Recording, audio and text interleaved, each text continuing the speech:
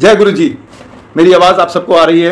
गुरु जी ने मुझे हुक्म दिया था कि मैं 1000 सत्संग सुनाऊं और मैं बताना चाहता हूं कि आज मेरे अभी तक 250-300 ही सत्संग हुए हैं।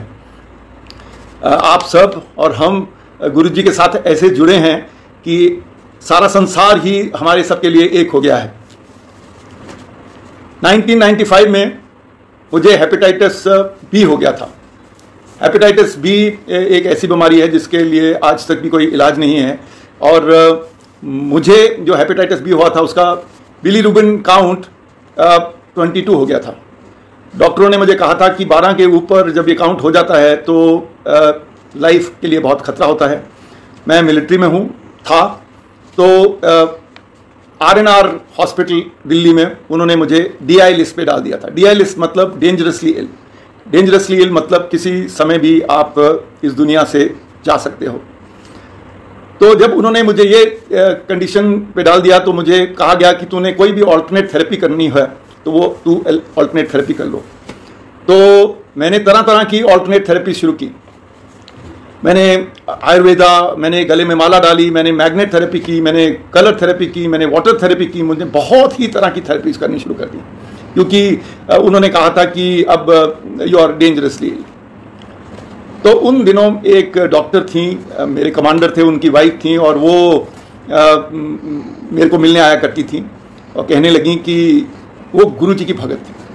वो जलंधर से गुरुजी के साथ जुड़ी हुई थी। उन्होंने कहा कि देख तू फौजी आदमी है, फौजी लोग गुरुओं में इतना बिलीव नहीं करते, मगर मैं तेरे को सजेस्ट करना चाहती हूँ कि अगर तुम तैयार हो तो एक गुरुजी आए हैं नए नए दिल्ली में, कुछ ही दिन हुए हैं, तो मैं आपको गुरुजी के यहाँ ले चलती हूँ। मैंने इमीडिएटली उनको कहा कि मैं गुरुजी के पास चलूँगा। शाम को वो 8 बजे के करीब अपनी कार लेके आई। मुझको गुरुजी के यहाँ नए नए गुरुजी आए थे दिल्ली में। ग्रेटर कैलाश में आश्रम था। 1995 समर का टाइम था, मई जून का महीना था और मैं आश्रम में वो बेसमेंट में था। ऐसे 6-7 फुट डीप ही थी बेसमेंट।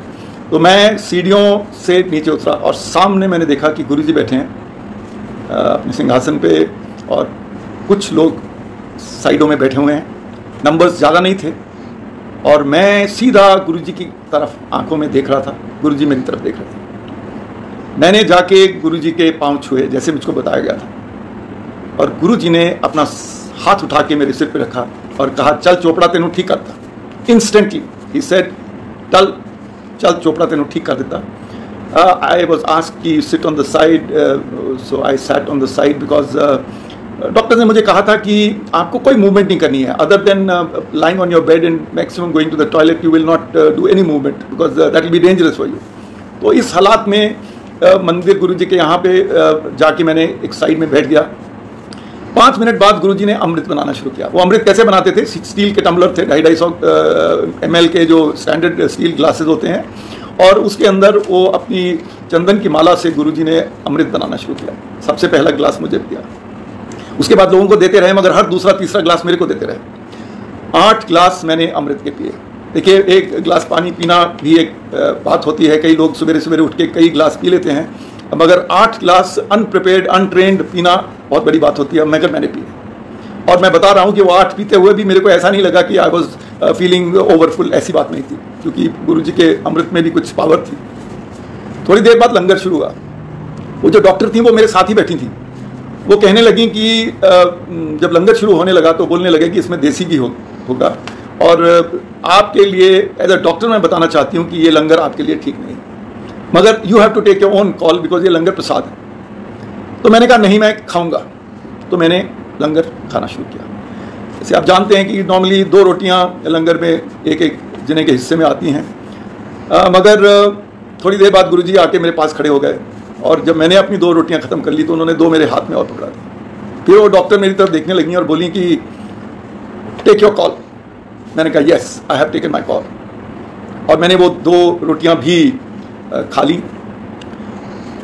उसके बाद गुरुजी ने कहा, चल हुन तू जा, फौजी आदमी है, पढ़े लिखे हैं, फाइटर पायलट है, ते तू टेस्ट करा के परसों आ जा। मैंने कहा ठीक है। मैं चला गया वापस। तो अगले दिन मॉर्निंग में मैंने ब्लड टेस्ट के लिए ब्लड दिया और उसके अगले दिन टेस्ट का रिजल्ट आना था। बिलीव यू मी, जब परसों आई तो मेरा बिलीरुबिन काउंट शूट करके 22 से नीचे आ गया। मैंने कहा ये तो बिल्कुल जादू हो गया, बिकॉज 22 पे 1 महीने से स्टक था बिल्कुल। और टेस्ट भी उसी हॉस्पिटल से RNR से हुआ, जिसमें कोई गुंजाइश नहीं है कि कुछ जो स्टैंडर्ड प्रोसीजर होता है टेस्ट का वो फॉलो हुआ। तो उस दिन शाम को जब पहली बार मैं गया था तो मेरी वाइफ नहीं गई थी, तो मैं इस बार अपनी वाइफ को भी ले गया, because she was also keen to go. And जब हम वहाँ पहुँचे तो ज्यों हम उतरे तो गुरुजी ने कॉल्ड हर, सुमन आंटी आ गई हैं, उस दिन नहीं आई सीगी, तेरी फाइल खोल दूँगा। तो गुरुजी ने सुमन आंटी की फाइल खोल दी। 10-12 ऐसी चीज़ें बताई गुरुजी ने, कई चीज़ें जो अपने हस्बैंड और वाइफ के बाहर लोगों को ज़रूरी पता नहीं हुई। तो सारी के सारे पॉइंट जो गुरुजी ने बोले वो सारी की सारी बातें सच थी, और वो पर्सनल चीज़ें थी, आपके बैंक अकाउंट किधर है, आपका ये किधर है, वो किधर है। आने वाले दिनों में मेरा बिलीरुबिन काउंट नीचे आना शुरू हुआ। गुरुजी हर बार डेट देते थे, उन परसों आई, उन चौथ आई, तो that day I would come. One day Guruji said हुण तेरा ना अगले टेस्ट विच काउंट 3 होना है। मैं कहा नहीं गुरुजी, जिन्नी तेजी ना उतरिया है हुण तां 1 तो बिलो चल जाना है, 1 to below इज नॉर्मल। गुरुजी कहते चल टेस्ट करा के आ जा। And you won't believe it, जब मैंने टेस्ट कराया तो it was 3। Now I could not understand. RNR तब बेस हॉस्पिटल जहाँ दिल्ली में आजकल कंटोनमेंट में है, तब वहाँ RNR होता था। तो एनुअल मेडिकल के लिए जब गए तो मेडिकल में ये क्लियर हो गया कि उनका जो हार्ट की आर्टरीज हैं सारी की सारी ब्लॉक्ड। सो प्रमोशन का टाइम था, ही वॉज वेरी वरिड। तो आर्मी ने उसको बोला कि आप जाइए। उस ज़माने में गवर्नमेंट कुछ पैसा देती थी, आप जाते थे, और ये फैसिलिटी मिलिट्री में थी नहीं। तो एस्कॉट हॉस्पिटल में नए नए डॉक्टर त्रेहन आए थे, उन्होंने खोला था। तो वहाँ पे वो अपना हार्ट चेकअप के लिए और डिसीजन की whether he will have to go to bypass कराना पड़ेगा। तो जब वो हॉस्पिटल में पहुँचे तो उन्होंने भी टेस्ट किया, और उन्होंने कहा कि हाँ आपकी आर्टरीज कन्फर्म्ड हैं, और आपको उन्होंने 1 हफ्ते के बाद की डेट दे दी। तो उस ज़माने में ये बाईपास होना बड़ी बात होती थी। आजकल तो हर दूसरा तीसरा आदमी बाईपास करा लेता है, मगर फैमिली ज़रा घबराई हुई थी। सब रिश्तेदार भी इकट्ठे हो गए, रोज़ शाम को डिस्कशन होती थी उनके घर में नोएडा में। तो उन्होंने आके, एक उनमें से किसी ने कहा कि एक गुरुजी आए हुए हैं, ग्रेटर कैलाश में हैं, सुना है कि वो क्योर कर देते हैं, तो क्यों ना हम वहाँ चल लें। तो अब मेजर जनरल बहुत सीनियर रैंक होता है, और उन्होंने कहा नहीं नहीं नहीं, मैं ये गुरुओं वगैरह इन चीज़ों में बिलीव नहीं करता, जो भी बात करनी है मेरे से साइंटिफिकली करो, नहीं तो मैं नहीं जाने वाला ऐसी जगह पे। फिर ऐसे एक दिन और निकल गया, अगले दिन फिर लोगों ने कहा कि भाई तेरा कुछ वहाँ खर्चा नहीं है, गुरुजी के यहाँ जाना है, ब्लेसिंग लेनी है, अगर काम बन जाता है तो एक बड़ा ऑपरेशन टल जाएगा। तो वो मान गए, और फिर वो सारी फैमिली के कुछ सदस्य आए और ये गुरुजी के यहाँ आए। उन दिनों ही मैं गुरुजी के साथ जुड़ा था। तो जब वो गुरुजी के पास आए तो गुरुजी ने कहा गली कुछ नहीं, मैं तेनू ठीक कर देना है। And then Guruji treated him, he had उन्होंने कहा जल्दी पान के पत्ते मंगवाओ। पान के पत्ते आए, और गुरुजी ने उनकी अपने चेम्बर में ले गए, कुछ पत्ते चेस्ट पे स्टमक पे लगाए जहाँ हार्ट होता है, और उसके बाद गुरुजी ने वहाँ कोई मंत्र पढ़ा, और उसके बाद गुरुजी ने कहा हुण तेरा ब्लॉकेज है नहीं, that means there is no more blockage for you, but you are a military man, senior officer, आप जाइए और चेकअप कराइए, तसल्ली करिए, साइंटिफिकली कन्विंस करिए अपने आप को। तो वो गए। अब फिर कन्फ्यूजन की अब क्या करें। फिर ये डिसाइड हुआ कि चलो एस्कॉट्स चलते हैं। तो एस्कॉट्स में जब गए तो डॉक्टर ने कहा आप लोग पागल हो गए हो, ऐसी गुरुओं से पास जाते हो तो फिर हमारे पास क्यों आते हो। तो उन्होंने कहा कि आप हमारा टेस्ट करो दोबारा। वो कह रहे हैं कि 10,000 का टेस्ट है, हमको कोई प्रॉब्लम नहीं है, हम आपको 10,000 दो और हम टेस्ट कर देंगे। तो इन्होंने कहा हम 10,000 देने को तैयार। उन्होंने एक टेस्ट किया, ब्लॉकेज 0 ब्लॉकेज। उन्होंने कहा ये क्या हो गया। उन्होंने एक और टेस्ट किया अपनी तरफ से, अपना पैसा लगा के अस्पताल ने, फिर ब्लॉकेज 0। वो कहने लगे ये क्या हो रहा है। तो उन्होंने वो जो 10,000 भी लेने थे ब्लॉकेज के फर्स्ट टेस्ट जो इनकी रिक्वेस्ट पे किया था वो भी नहीं लिए। उन्होंने कहा हम गुरुजी के यहाँ जाएंगे। तो डॉक्टर त्रेहन खुद और कई डॉक्टर एस्कॉट्स के गुरुजी के यहाँ आए, मैं भी वहाँ था। तभी मुझको ये सारी कहानी पहली बार पता लगी। और उसके बाद डॉक्टर त्रेहन गुरुजी के साथ जुड़े रहे, शायद अभी भी जुड़े होंगे। बहुत ही सत्संग है जो मैंने अपनी आंखों के सामने लोगों के ऊपर ब्लेसिंग्स होते देखा और सुना जब मैं गुरुजी के यहाँ 1995 में जाता था। गुरुजी कभी कभी जलंधर चले जाते थे, चंडीगढ़ और जगह भी जाते थे। तो कुछ दिन बाद गुरुजी जलंधर चले गए थोड़ी दिन के लिए। तो एक सर्दियों का टाइम था, सेम 1995 के विंटर्स का टाइम है। एक और ग्रुप कैप्टन थे हमारे, वो कॉम स्क्वाड्रन में डॉर्नियर फ्लाइट के CO थे। तो वो भी गुरुजी के भगत थे। उन्होंने कहा कि चलो, हम दोनों सेम सीनियरिटी के थे तकरीबन, तो उन्होंने कहा चलो अगर आप कहो तो हम गुरुजी के दर्शन करने जाते हैं जलंधर। मैंने कहा हाँ ज़रूर, मगर कैसे जाएंगे? कहते हैं नहीं, मेरे को एक ट्रेनिंग फ़्लाइट करनी है, मैं आदमपुर की ट्रेनिंग फ़्लाइट प्लान कर लेता हूँ और आगे भी कुछ ट्रेनिंग कर लूँगा और हम चलेंगे। मैंने बड़ा खुश हुआ और मैंने कहा हम जाएंगे। हमने यहाँ किसी गुरुजी के भगत के पास यहाँ बता भी दिया कि हम आने वाले हैं, उन्होंने गुरुजी को बता दिया कि ये आने वाले हैं। तो हम सवेर में जाके जहाज़ में बैठ गए, मगर उस दिन विजिबिलिटी इतनी कम हो गई कि फ़्लाइट को क्लियरेंस नहीं मिल रही थी एयरपोर्ट से, दिल्ली एयरपोर्ट से। वो डिले होती गई। फाइनली हम करीब 2 बजे हमको टेक ऑफ की क्लियरेंस मिली। हमें मालूम था कि उसी दिन शाम को हमको 5 साढ़े 5 बजे वहाँ से वापस टेक ऑफ करनी पड़ेगी, नहीं तो अंधेरा हो जाएगा।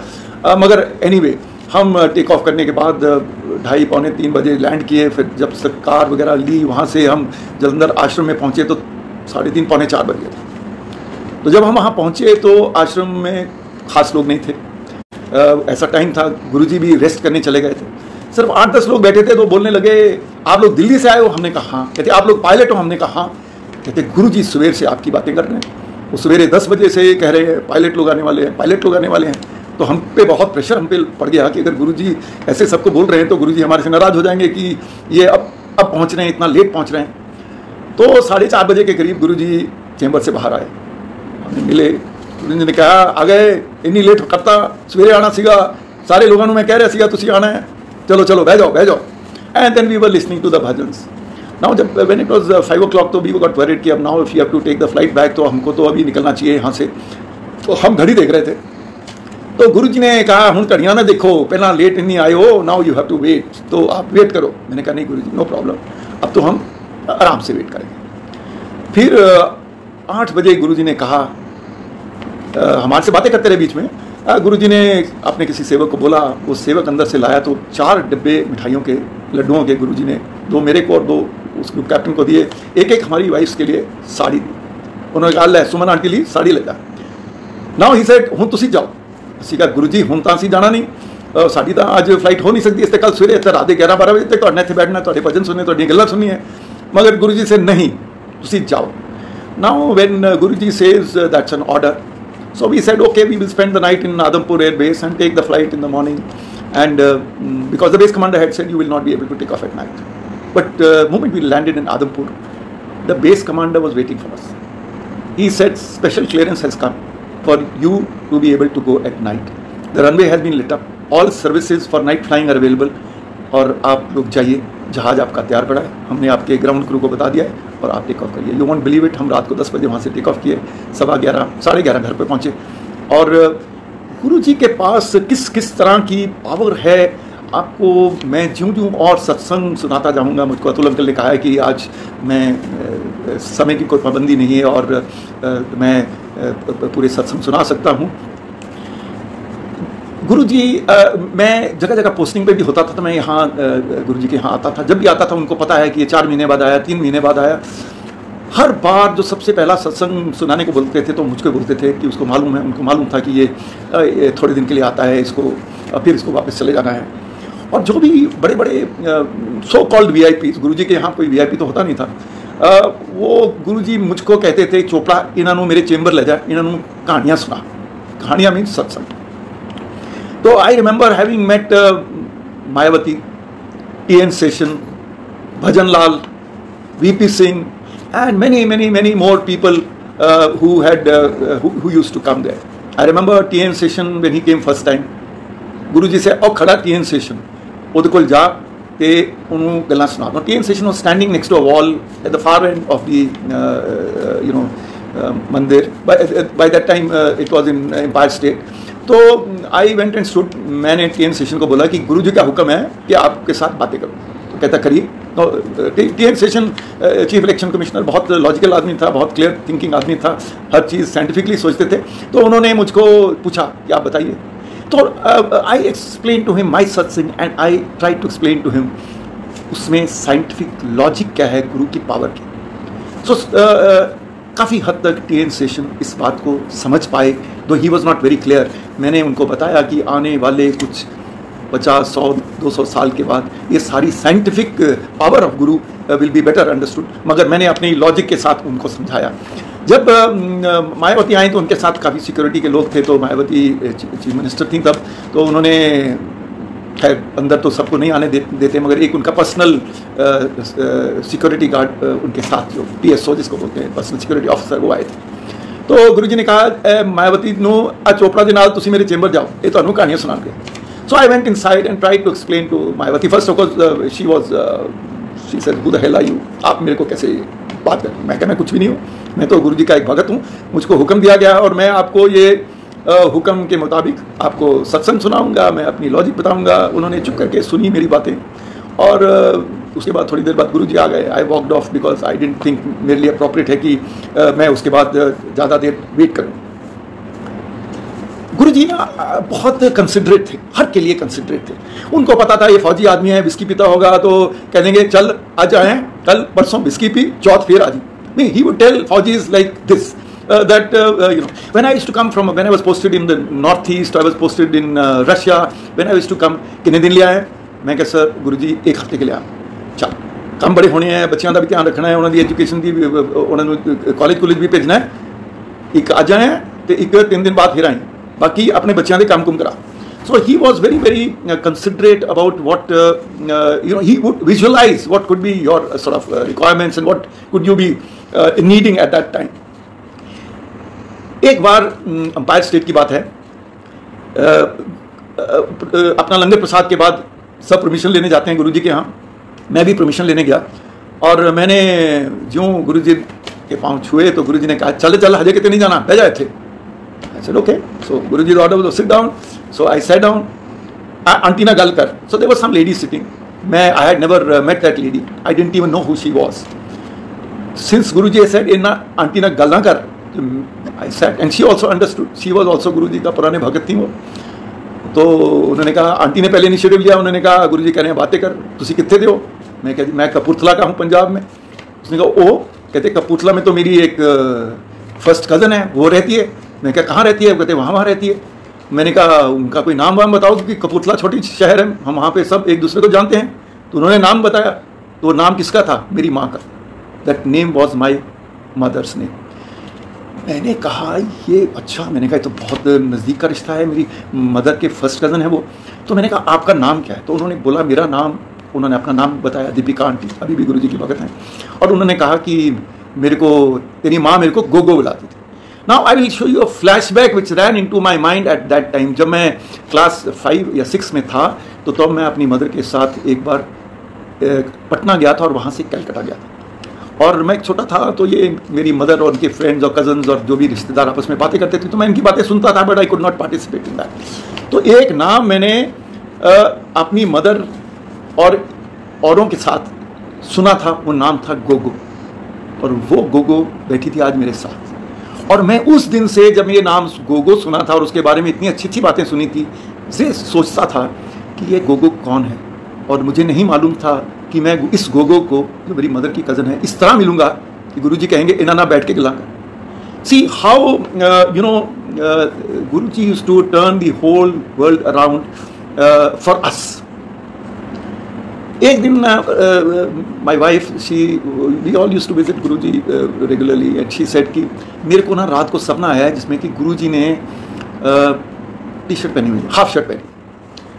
मैंने कहा नहीं गुरुजी ने हाफ शर्ट, हमने तो आज तक इनको हमेशा अपनी वो रोब में पहने हुए देखा है, वो हाफ शर्ट नहीं पहन सकते।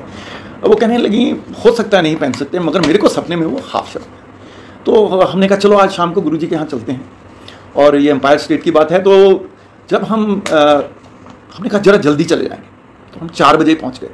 नॉर्मली मंदिर 5 साढ़े 5 करीब खुलता था, तो हम बाहर वेट कर रहे थे। अचानक 4:30 बजे दरवाज़ा खुला और गुरुजी वही हाफ शर्ट में। आई गॉट शॉक्ड, मैंने कहा ये क्या हो रहा है? तो गुरुजी ने कहा आ जाओ। We were the only 2 people, I and my wife. Guruji went and jumped and sat on the side board and folded his legs up, he was wearing sneakers.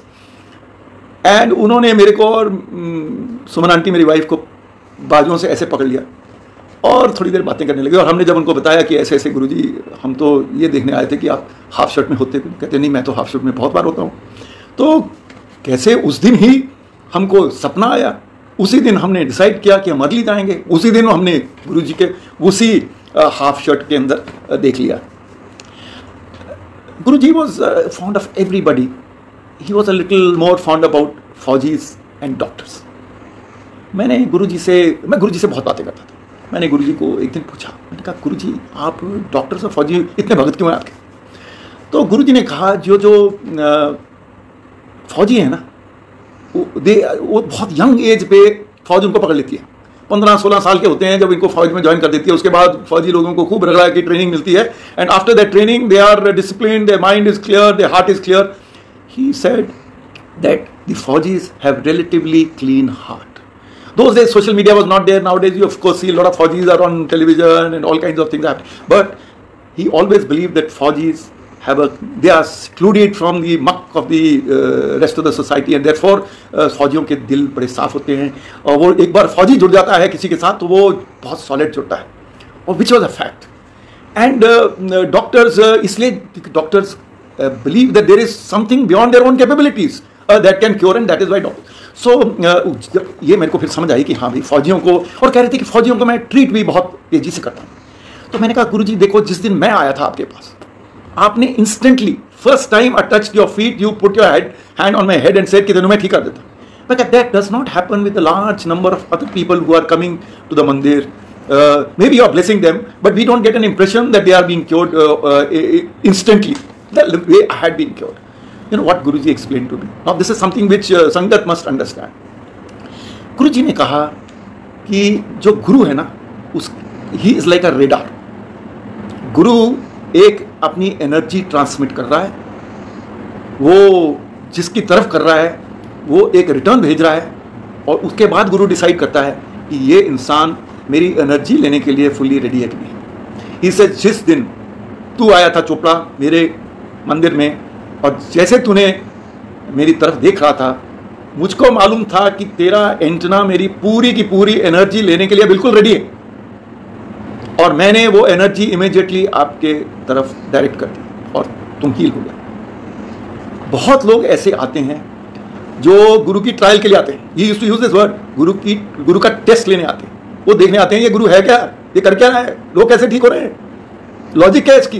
कहते जब वो इतना कुछ सोचने लग पड़ते हैं तो उनका एंटना जो है वो क्लियरली मेरी तरफ फोकस नहीं रहता, और इससे जितनी देर वो फोकस नहीं होगा. एंड आई मस्ट टेल संगत जी कि गुरु जी 2007 में चोला छोड़ गए, मगर चाहे हम चाय प्रसाद पीते हैं, चाहे हम लंगर खाते हैं, चाहे हम भजन सुनते हैं, चाहे घर पे उनकी स्वरूप हमने फ़ोटो जैसे आप देख रहे हैं पीछे लगा रखी है, जगह जगह कमरों में आपने लगा रखी है, घर पे भी भजन सुनते हो. जितनी देर आपका लाइफ में फोकस गुरु के साथ नहीं जुड़ा तो आगे कुछ होना मुश्किल है. वो जोड़ सबसे इम्पोर्टेंट जोड़ है. जब हम गुरुजी होते थे तो बहुत लोगों को गुरुजी अपना पाँव दबाने के लिए, बाजू, हाथ, शोल्डर दबाने के लिए कहते थे.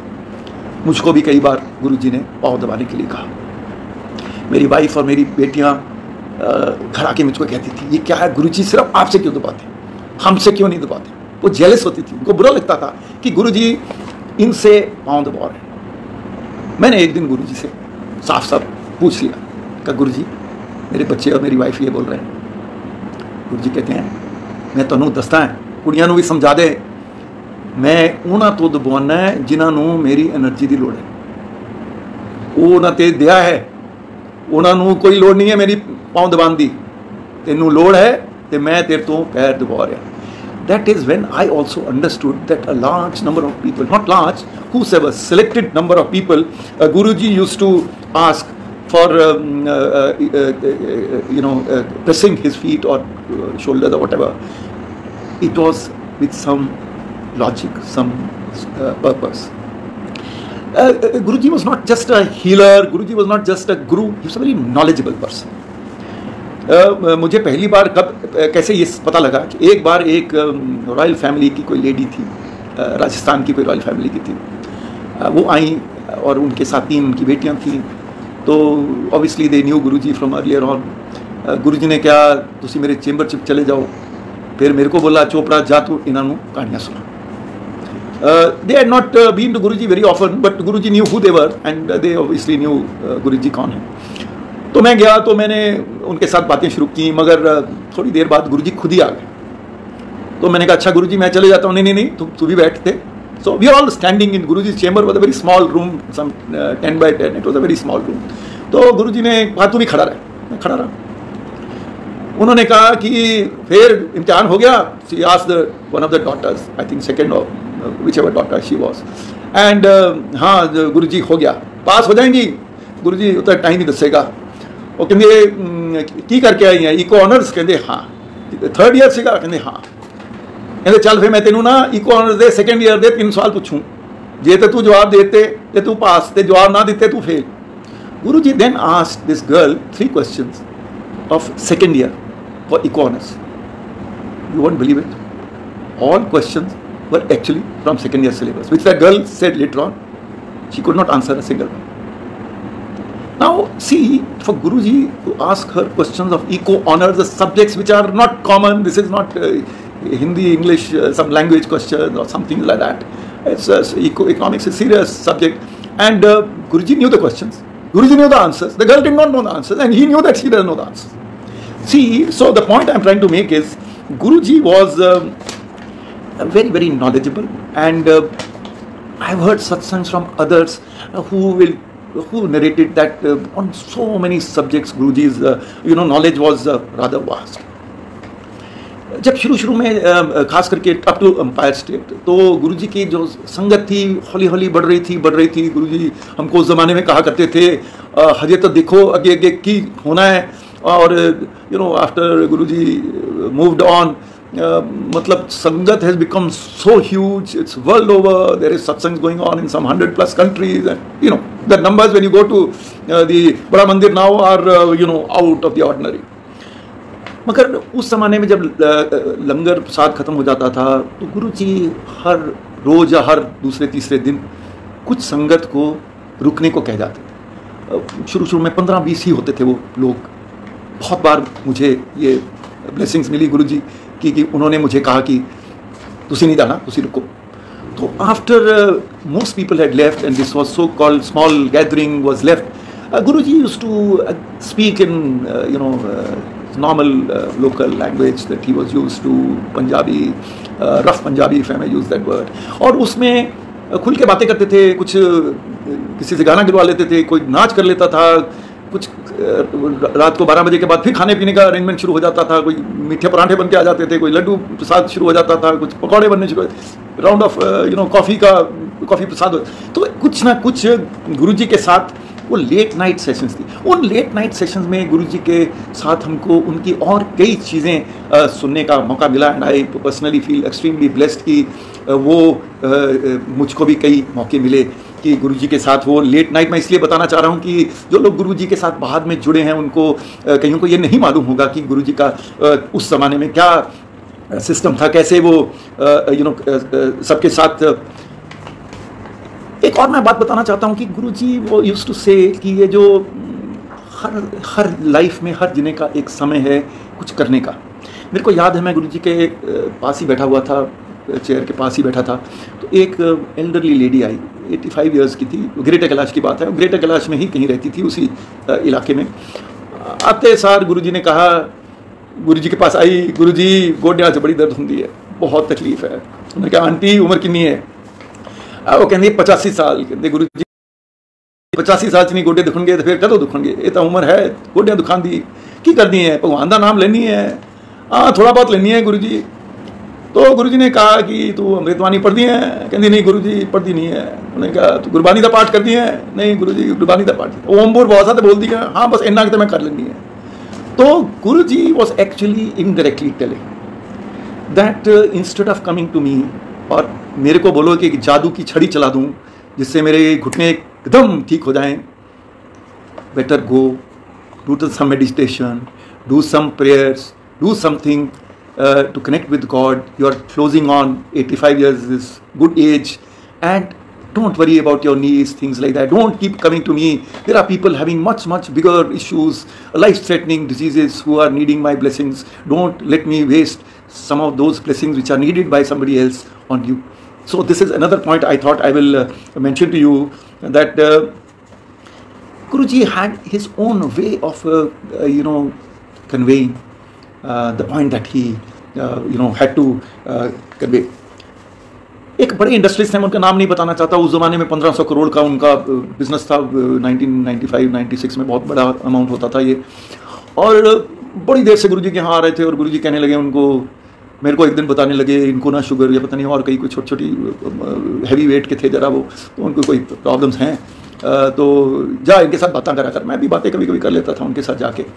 तो फिर मैंने कहा गुरुजी, मैंने कहा आप साल से आ रहे हैं वो आपके पास, आप इनको क्यों नहीं, आप ब्लेस क्यों नहीं कर रहे, जो भी इनकी तकलीफ है उसको ठीक कर दो। कहते नहीं है ये स्टैंडर्ड दियाँ ओल्ड एज दियाँ तकलीफें हैं, बड़े वजन दिया तकलीफें हैं, इस करके I don't have to waste too much of energy on things like fat and things related to obesity etcetera.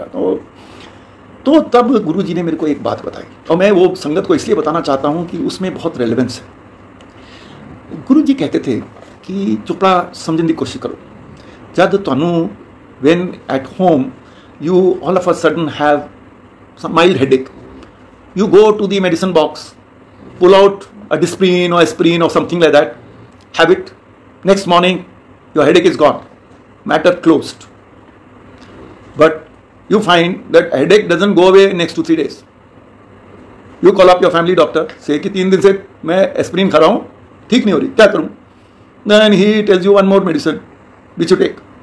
फिर 1-2 दिन के बाद आप कहते हो ठीक नहीं हो रही, फिर आपको वो कहता है कि थोड़ी टेस्ट करा देते हैं, तो he gives you a list of blood test, ये वो कुछ करो। जब वो टेस्ट रिपोर्टें आती हैं वो कहते हैं कि नहीं आपको एक स्पेशलिस्ट के पास जाने की जरूरत है, तो आपको एक स्पेशलिस्ट के साथ अपॉइंटमेंट लेते हो, अपॉइंटमेंट लेके आप वहाँ जाते हो। उस ज़माने में 95 में गुरुजी कहते थे 150-200 की स्पेशलिस्ट की अपॉइंटमेंट की फीस है और टेस्टों की अलग। और जब आप अपॉइंटमेंट के लिए वहाँ जाते हो तो many times though they have given you fix time, but when you physically reach there you have to wait for maybe 45 minutes to an hour sometime because there is some emergency guy is there or something else has happened. फिर वो तुमको और test कराता है, वो ये कराएगा वो कराएगा, बहुत कुछ होगा। तो जब सारे ये लोग फेल हो जाते हैं ना, फिर आप गुरु के पास आते हो। तो गुरुओं की बारी एंड में आती है, जब सारे आपके रास्ते फार्मूले जो नेचुरल हैं वो दो formulas are the right way, उसके बाद आप गुरु के पास आते हो।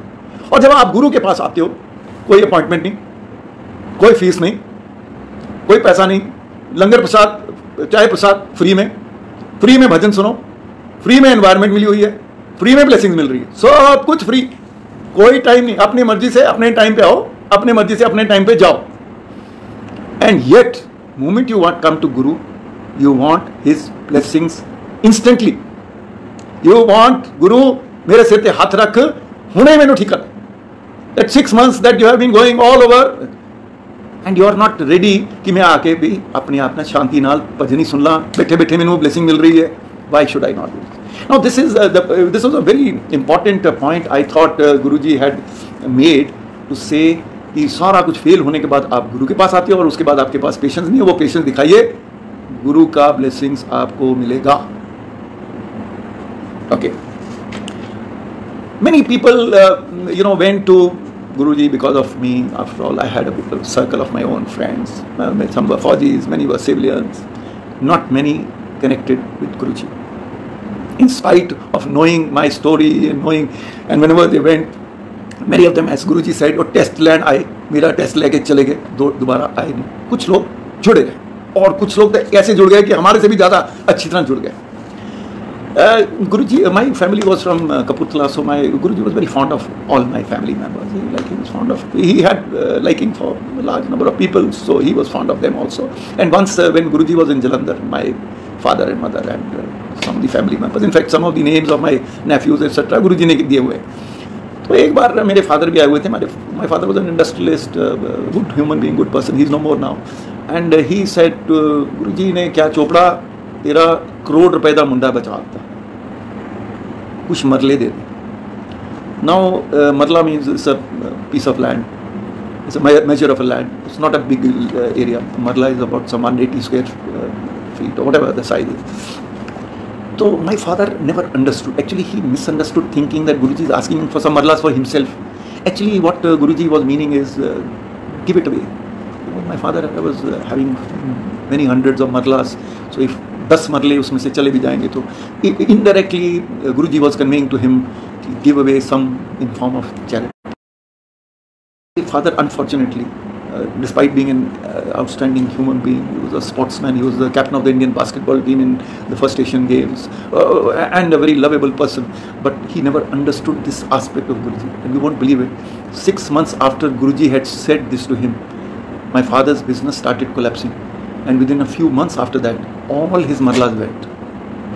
You know, now I came to know this story a little later because I was not physically present when this conversation had taken place. But it doesn't matter whether I was present or not. Guruji had a way of conveying to people to do some things in some ways. Like he told one photographer of Malerkotla, whose photographic shop was about to close because people had started going digital, कि 1000 फोटोआं बना.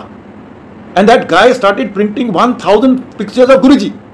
And you won't believe it कि just उसने 100 फोटोएं जब बना चुका था और बांट चुका था, उसका बिजनेस रिवाइव होना शुरू हुआ. जब तक उसने 1000 फोटो बनाई, he was back into the kind of business he was already doing. So that is a way of Guruji conveying to this man कि आप किस फॉर्म में दान दे दो. That was the way he had apparently meant for my father. But my father, as I said, did not perhaps, understand. Doesn't matter. Guruji made sure that till his last day, my father lived the quality of life the way he lived all his life. That means Guruji made sure, without telling any one of us, that the 3 sons of my father, we will do the needful to make sure that his quality of life does not suffer till the last day of his life, even though his business, everything was over. So Guruji looked into that aspect also, in his own little way. Another thing I want to mention is that, I used to ask, many others also, कि Guruji, तुसी लत पैर दुमांदे क्यों? Why do you want people to press your feet? Guruji used to say, and that she used to say openly to everybody, that in my healing, I am losing energy. Now, there are very, very scientific ways of saying, that energy, this healing is some form of energy transfer. In life, when we meet somebody for the first time, you sometimes have not even spoken a word, you start liking that person, or you start hating that person. When that guy has done nothing right, wrong, or has not done nothing to you, you start disliking a person. I won't use the word hate. That means some waves are going between us and each other. You start liking a person without him talking, you start disliking a person without the person talking. A much higher form of that is with the Guru. He has a means of transferring energy, like I gave you the story about the radar waves. So Guruji was transmitting his energy, and that energy, when it was going to the other person and he was getting healed, Guruji was losing energy. And this was the whole essence of how Guruji's system of healing was. And I believe, though I was not present physically in the mandir those days when Guruji was to pass away a few days later, Guruji did mention to a lot of Bhagats who used to be around him that कि मेरी हुन energy खत्म हो रही है, हुन मैं जेड़े काम करने सी मेरे काम हो गए, मगर बाद च भी काम होंदे रहोगे. Means he was indirectly or directly, in his own way, trying to convey that that energy loss was taking place as far as he was concerned. One more satsang I will convey about my own self, and then I think I will wind up, because I have spoken for as much time as I thought I should speak, because beyond that, people may sort of start getting tired of it. In 2012, I was a fighter pilot in the Air Force. In 2012, I had already become, because of blessings of Guruji, an Air Marshal. And 2012 में मैं अपनी squadron visit करने के लिए गया था, official visit के लिए. और एयर मार्शल्स का ये होता है कि जब अपनी विजिट करो फाइटर स्क्वाड्रन में, तो you must go and do some flying with that. तो मैंने भी फरवरी का महीना था, मैंने भी जहाज में उठ के, मैंने फाइटर जहाज में, राज 2000 जहाज था, ग्वालियर में हमने टेक ऑफ किया. एक और पायलट था, हम 2 जने थे, मैं फ्लाई कर रहा था. और जब हम टेक ऑफ के बाद अराउंड 5 मिनट्स के बाद हम 11-12 हज़ार फुट की ऊंचाई पे थे, तब एक बहुत ज़ोर से धमाका हुआ और हमको पता कि कुछ हो गया जहाज़ को. और हमने देखा कि जहाज़ का इंजन फेल हो गया है और फायर शुरू हो गई है इंजन के अंदर. और हमने सोचा शायद कोई छोटी मोटी बात हो गई, कोई बर्ड वगैरह घुस गया होगा, तो इसलिए हमने कोशिश की कि जहाज़ को हम स्टार्ट करने की कोशिश करें, मगर जहाज़ स्टार्ट नहीं हुआ। तो हमको अब मालूम था कि हमको इजेक्शन सीट के हैंडल को पुल करना है और उसके बाद हमको इजेक्ट करना है और पैराशूट के साथ नीचे आएंगे। ये जो इजेक्शन है ये एक बहुत ही ये सीरियस सी एक्सरसाइज है। लोग कई बार समझते हैं कि ये छोटी सी बात है, मगर इजेक्शन के टाइम में हमारी बॉडी के ऊपर जो नॉर्मल अर्थ के ऊपर जो जी फोर्स है उससे 25-28 गुना ज़्यादा होती है, और उस फोर्स के साथ आपकी पीठ, नेक और रीढ़ की हड्डी के ऊपर जो फोर्स पड़ती है उसमें यंग बच्चे तो ठीक रहते हैं, पर जो उम्र बढ़ती है तो आपकी रीढ़ की हड्डी और नेक की जो हड्डियाँ होती हैं थोड़ी कमज़ोर हो जाती हैं। अक्सर 40 साल के ऊपर के जो लोग होते हैं उनको कोई ना कोई रीढ़ की हड्डी की तकलीफ फिर काफ़ी देर चलती रहती है। तो मुझे ये मालूम था कि मैं 59 ईयर्स 2 मंथ्स का हूँ और इस उम्र में इजेक्ट करना मतलब बहुत खतरा हो सकता है। तो मेरे दिल में हम वो जो हमारे पास 30 सेकंड के करीब था, जहाज नीचे उतर रहा था बहुत तेज़ी से, मगर हम उसको स्टार्ट करने की कोशिश कर रहे थे। तो मेरे दिमाग में मैंने कहा गुरुजी 2 चीज़ों का टेस्ट है, आपकी ब्लेसिंग्स का और मेरी ट्रेनिंग का।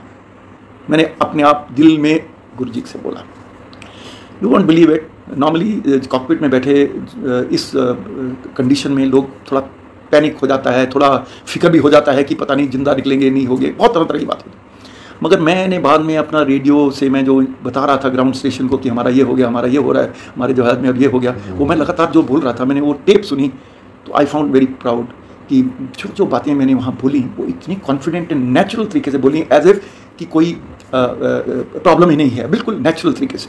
उसके बाद हम इजेक्ट हुए। वो इजेक्शन के अंदर बहुत कुछ होता है। 19 रॉकेट और कार्ट्रिज 2 स्किंट में फायर होते हैं और एक सीक्वेंस में फायर होते हैं, और वो सीक्वेंस में फायर नहीं होंगे तो पैराशूट नहीं खुलेगा। मगर भगवान की, गुरुजी की दया से वो सारा सीक्वेंस करेक्ट हुआ। अक्सर वो सीक्वेंस करेक्ट होता है बिकॉज बड़ी महंगे तरीके से वो सीट बनाया जाता है, मगर उससे बड़ी जो एक्चुअल गुरुजी की ब्लेसिंग थी कि मेरी नेक और बैक में आज तक कोई तकलीफ नहीं है। टचवुड गुरुजी की दया है। और दुनिया का आज तक कोई, मैं इकलौता एयर मार्शल हूँ जो एक फाइटर जहाज से इजेक्ट किया, इकलौता। और वो गुरुजी की ब्लेसिंग्स, हमेशा गुरुजी का हाथ मेरे सिर पे है, हम सब के सिर पे है। ये मैं अब ये इसको राउंड ऑफ करना चाहता हूँ, जो कुछ मैंने आपको बताया कि गुरुजी के, चाहे हम मंदिर जाएं या किसी प्राइवेट सत्संग में या कुछ ऑर्गेनाइजेशंस हैं जिनको गुरुजी ने बोल रखा था आप लोग सत्संग ऑर्गेनाइज करो, या हम सत्संग ऐसे लाइव कर रहे हैं, अक्सर हम कर रहे हैं सत्संग, मैंने कई सत्संगों में भाग लिया है ऐसे करके। जुड़ो दिल से, जुड़ो दिमाग से, ब्लेसिंग्स आती रहेंगी, आ रही हैं। गुरुजी उन ब्लेसिंग में झटके भी दे रहे हैं हम सबको, वो भी एक गुरुजी का तरीका है हमको अपनी लाइन पे लाने का। और मैं जब भी बड़े मंदिर में जाता हूँ, आजकल तो खैर बंद हुआ है, बड़ा मंदिर नहीं जा पा रहे, कई बार जो मैं वो गाड़ी में बैठता हूँ या कार या बस में, मेरे साथ संगत 90% ऐसी होती है जो या तो पहली बार आ रहे होते हैं या आप बहुत रिसेंटली जुड़े होते हैं। मैं उस बस में या उस कार में ही सत्संग सुनाना शुरू कर देता हूँ ताकि ये मंदिर पहुँचने पहले ही एक री एनर्जाइज्ड हो जाएं, ताकि उनके अंदर जो फेथ है, वो सिस्टम है, उनको जुड़ जाए, ताकि उनका लाभ हो सके, उनका फायदा हो सके।